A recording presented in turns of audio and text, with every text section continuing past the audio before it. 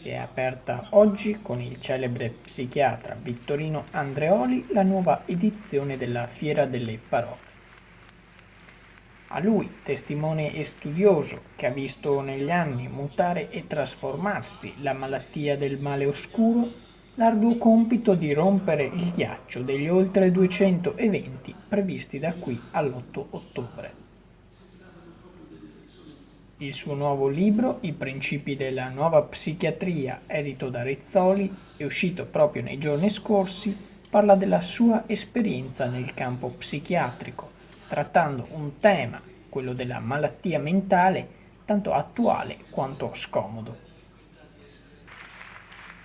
Nel weekend la scaletta prevede altri grandi autori come Marco Malvaldi, Sveva Casati Modignani, Caterina Soffici, Andrea Vitali, Silvia Avallone, Valeria Montaldi e Gilda Piersanti. Buona la prima, come si dice, Palaberta gremito e se i sanpietrini non si offendono.